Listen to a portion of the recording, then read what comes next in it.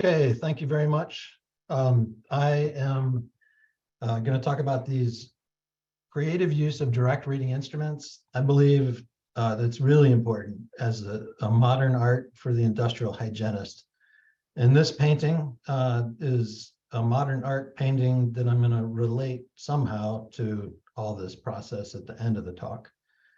I am at the University of Iowa. This is a group effort. This has been a big group effort. And my key collaborator is Kirsten Kohler at the Johns Hopkins University. And there's been numerous PhD students and master's students who've worked on these projects. Let's see here.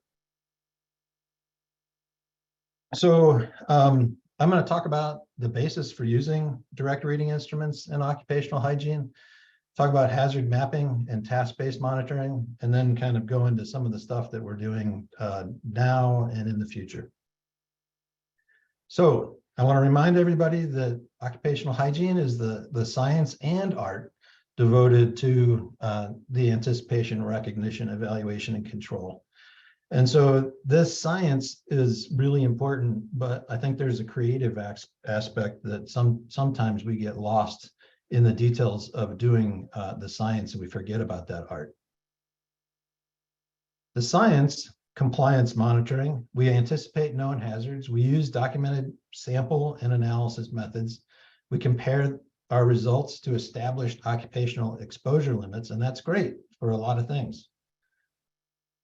The problems with this, though, are that it's expensive, it's time consuming, it's poorly implemented, and we wind up with very small sample sizes. And there's also many hazards with no limits. Now, if we look at the regulatory aspects, if we think about a probability, for instance, that a exposure exceeds the occupational exposure limit on the x-axis. If it's 40%, that means that if we take one sample, we're going to have a probability of non-compliance of 40%, the same thing. If we take two samples, we're going to have a probability of non-compliance of 60%. And every time we take another sample, we have a greater probability of non-compliance.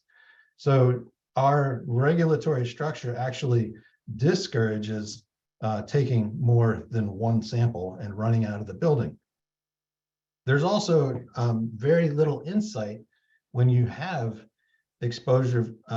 There's a lot of exposure variability. You take one sample, you're not going to see that variability. And so how do you know what to do in terms of implementing new controls? There have been a proliferation of direct reading instruments that can be purchased for, they're getting pretty reasonable now.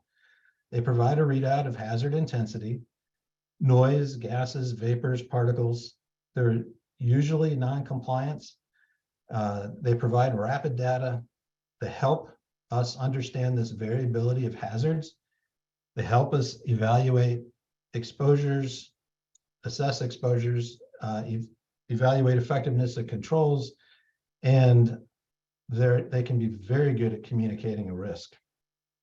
They run anywhere from, I don't know, they're over $1,000 usually to like $20,000, ones that I've purchased. How can you use them? Well, one of the ways is hazard mapping.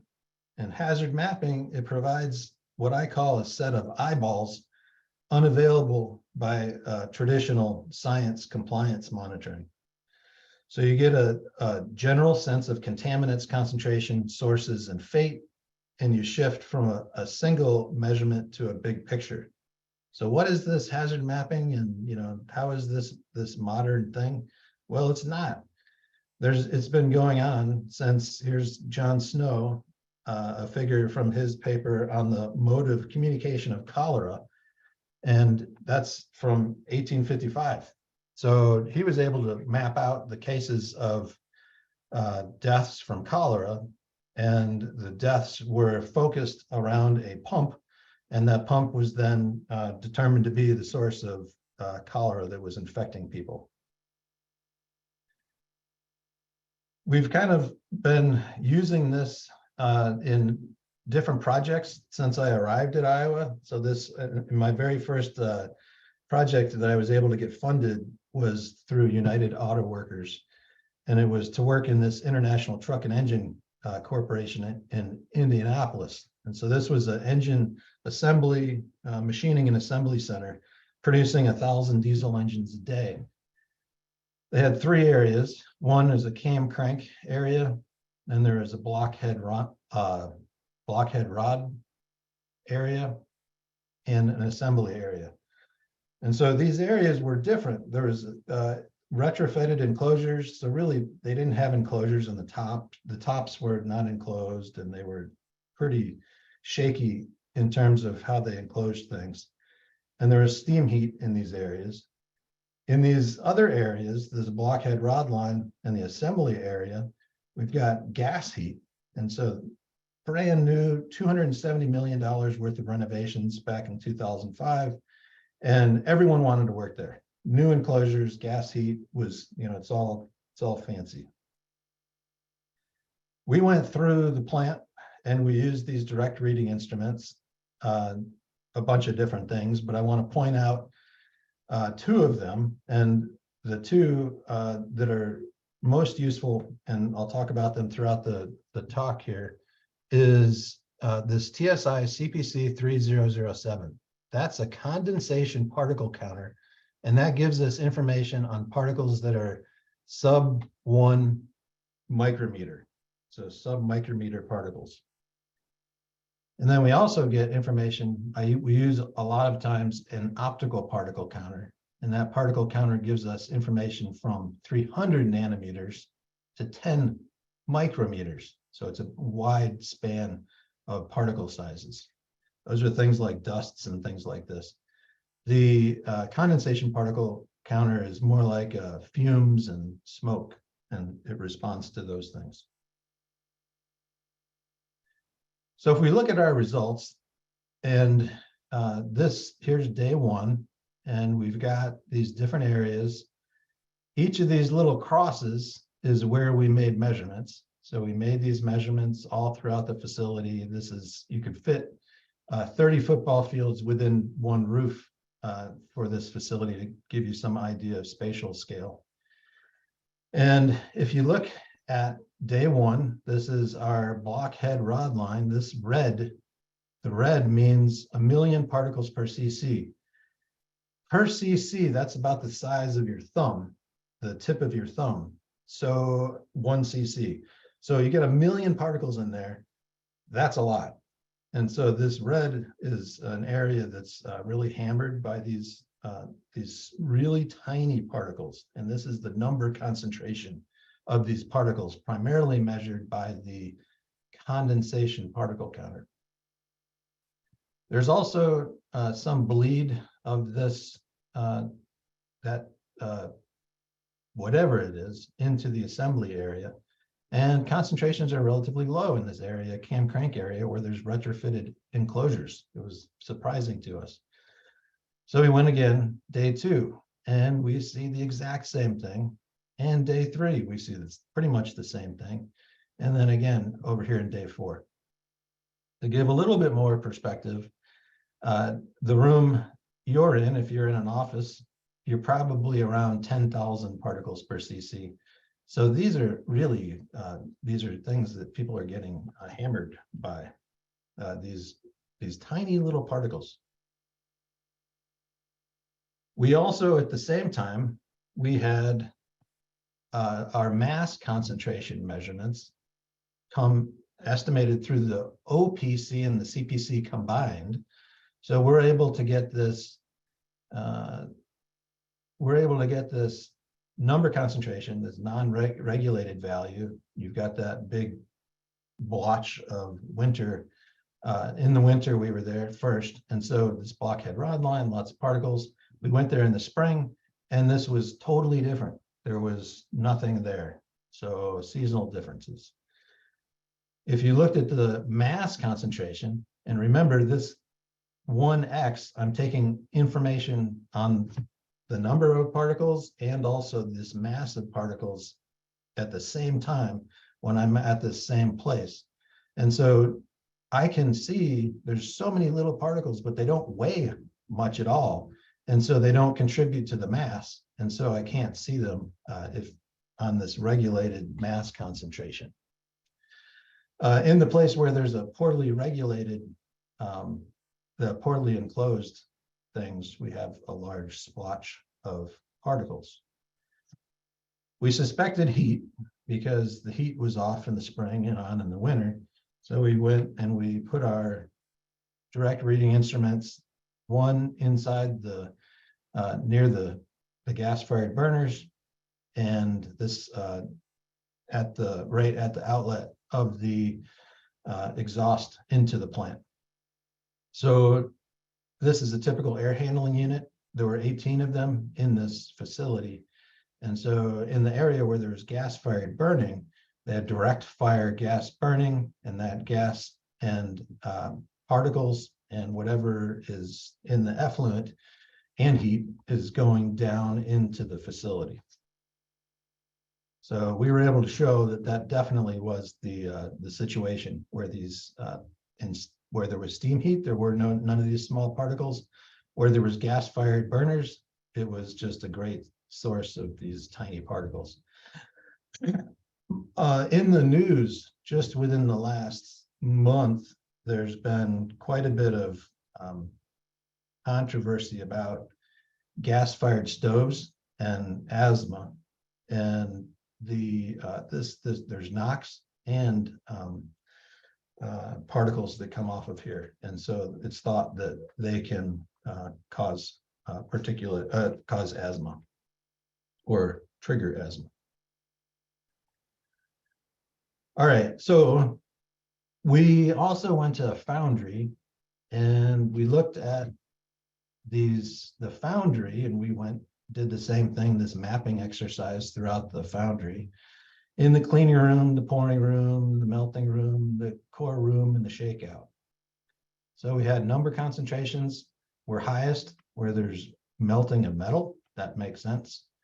Surface area concentrations were high in this core room. There's kind of a medium particle size, and that's where our DRI for surface area measures the best. And then we have the mass concentration was highest down here in this near this cleaning room, where there was a lot of grinding and generation of large particles. So you're able to get information and qualify hazards in different areas based on different metrics with this kind of mapping. I live in Iowa, so we pretty much always do something in a swine barn. And so here we've started to integrate other sensors. And so here we have winter profiles measured for mass concentration, and you measure it day after day and they look the same. And then we also added on a Q-track, and we got temperature and carbon dioxide. And so these maps, the mass concentration looks very similar to the temperature, and it looks very similar to the carbon dioxide. So that helps us understand that ventilation issues are key. And in the swine barn, CO2 can be also an indicator of you got buildup from respiration of the animals.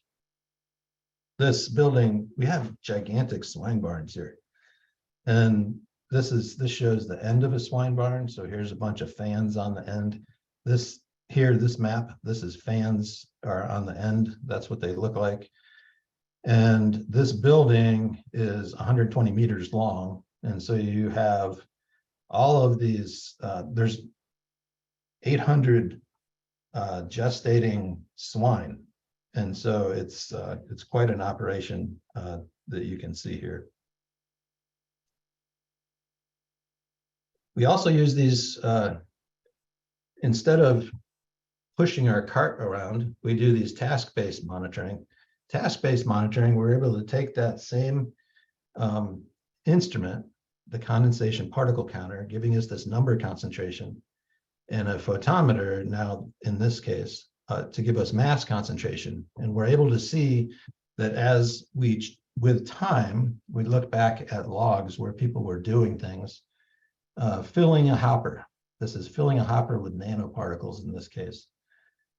And that's these lines. And then the dotted line is filling the hopper and changing bags. And so these things here, the concentrations were kind of going up, going down. Nothing was really related to the number concentration in the building.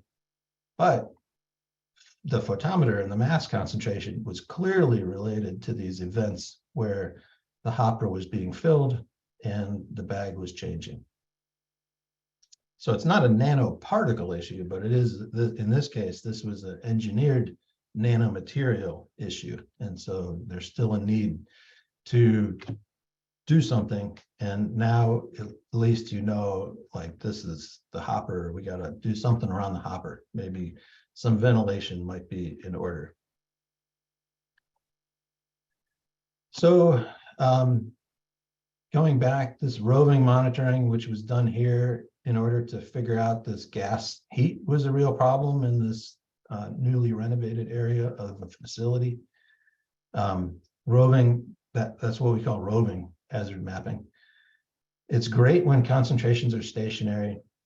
It's not so great when concentrations fluctuate greatly with time. This was a steady state case because we had a lot of engines being produced, and they did the same thing day after day, and we could see that being stationary. But it's ideal to have a continuous measurements throughout the workplace. So at each X, instead of roving, we'd really like to park a monitor and have that left there in the workplace over time. So that there's these new direct reading instruments that I'm going to call low-cost sensors that make this possible. These low-cost sensors, they range somewhere from $5 to $300. There are many different hazards can be evaluated.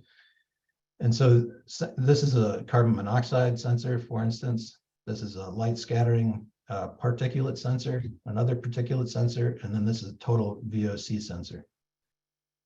There are companies that have taken and now sell commercial air quality monitors that embed these sensors. So they're a little bit more money. They've got the logging. They've got the ability to communicate to the cloud in many cases. And there's just lots of varieties, and they have varying degrees of accuracy and precision. We've built our own monitor so that we can have then a network of these monitors. And so for one node in the network, this is, I'm going to show you some work. Our earlier version, we have a new version now. This is a PM sensor from Sharp. This is a microcomputer that's taking and pulling that data in. We also have up top here is another microcontroller, and that's doing sound measurements. And so we have temperature, relative humidity on the bottom, oxidative gases, ozone, and NOx. This was pretty confusing sensor because of issues with the way they work and the way they don't work. And then carbon monoxide and noise. So the little sensor here is a homemade noise sensor. We built 50 of them, and then we put them into a heavy vehicle manufacturing facility in Iowa. And we then were able to build these hazard maps by time. And so here we have 4 to 5 a.m. We have low concentrations. These are near, the yellow is about 0.2 milligrams per meter cubed. And then when work starts, 6 to 7 a.m., we start seeing some activity. And then concentrations build up because the ventilation system can't keep up with the general exhaust ventilation system can't keep up with the local sources. And then we have, we keep going throughout the day. And finally, when there's quitting time, 3 to 4 p.m., we wind up seeing lower concentrations. So now we've got a way to monitor throughout the day by different hazards, and we're able to get come up with that information. So that's the way. Now we can have maps over time automatically. So similar patterns were observed throughout the summer there, and then general ventilation was insufficient to keep up with contaminant generation, and it was lowest in areas with full enclosures. Not surprisingly, down here in the bottom of this was southern part of the plant. They were fully enclosed plasma cutting, steel cutting operations. And so that was where the lowest concentrations were observed. All right. But what we really want isn't these measurements of concentration. We want to try and estimate personal exposure. And so we've got mobile employees. We created our own mobile employees by our staff. So here's Larissa, and she wore these different direct reading instruments, one for each comparison with our monitors that we had out there. She walked through a path that we scripted, and then we took and said, okay, at time 0, she's here in the middle of the plant. And so we can, from the map, integrate the information of her position and figure out what the concentration was. And then we're able to, when she's at time 1, over here where it's a higher spot, she's going to have, we add up the concentrations where she was throughout her path through the facility. So with that, we're able to estimate a time-weighted personal exposure, and then we compare that to what she measured with the instruments on her belt. And so we have been able to look at the different hazards. I'm showing here particulate matter. So the particulate matter in the morning was started out here. This is the reference DRI, the blue, and Larissa is walking through the facility, and her concentrations go up and down as you would expect as she walks through. When we derive an estimate using the network data, we know where she was when she was there. And so we're able to estimate in not so bad, we're able to see this concentration go up and down, and we're able to estimate the concentrations that way. We've done, we also do personal exposure measurements, and the personal exposure measurements, basically, we want to try and get down to where does, thinking of a total worker health kind of scenario, commuting, work, or home, which one is your biggest exposure? And so trying to figure out, how do we make those measurements on a person and follow them throughout the day could be a useful thing.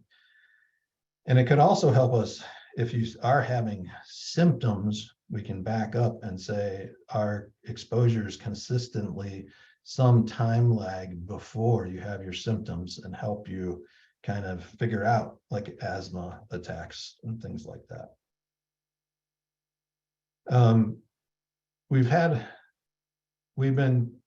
One of our things that we've done is we've got this noise monitor, and we look at noise versus time, and we're trying to attribute, trying to start saying at the end of the activity or end of the day, end of the high level, what were you involved in over the last X minutes? Did you wear your hearing protection? And so trying to have some feedback to the worker and make them more thoughtful in thinking about their exposures, and reminding them that they might want to use some PPE when they're there. I'm going to skip this. This is our noise monitor, but we were able to, for $25 in components, make a noise monitor that's good from 65 dB and higher. And that helped a lot in terms of making our monitors, our nodes cheaper.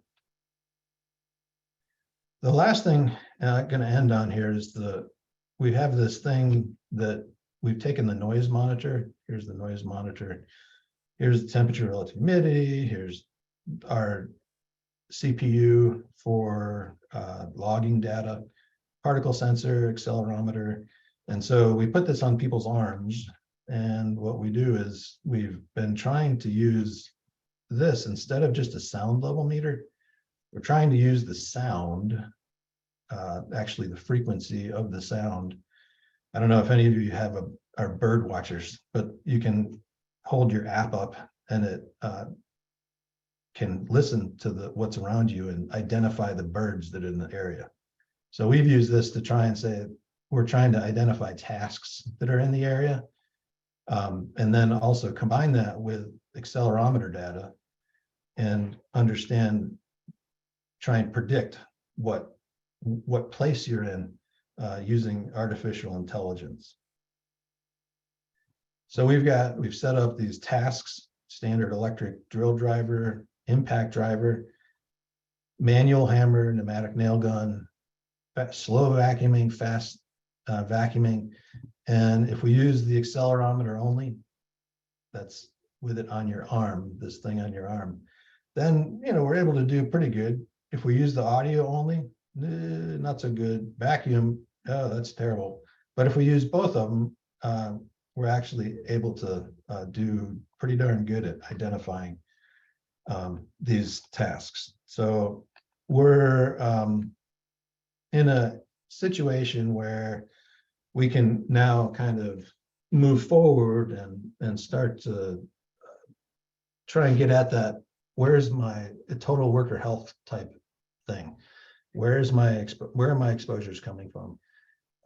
Is it from home? Is it from work? Is it from your commute? And that kind of thing. So I'm going to end. I think that I need to end. The summary is that creative use of direct reading instruments is modern art for the occupational hygienist.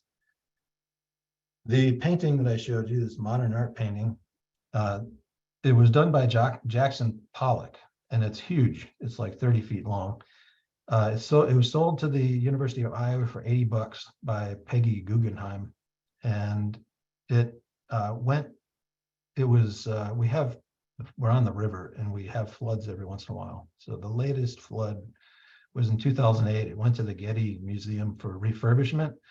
And this is my wife next to the painting. It's now back. It went around the world. And some think that this painting, Jackson actually put his name on it first in black. So Jackson Pollock, and then applied layers by brush. And my take on this is that with modern art, you never know what you're going to see. So I think with hazard mapping, task-based monitoring, we have ways to integrate kind of this modern art into to rapidly assess variability, and that variability then can help us supplement compliance monitoring, inform control strategies, evaluate the efficiencies of controls. And I think that we're going to see a lot of sensors rapidly assess risk in the workplace. Well, the last thing I'll mention is that I am certainly sensitive to issues of privacy among workers and resistance of people wearing this type of stuff. And our latest grant application will actually look at trying to build a framework for integrating these type of measurements into the workplace. Respecting privacy and having ethics as well. So thank you for listening.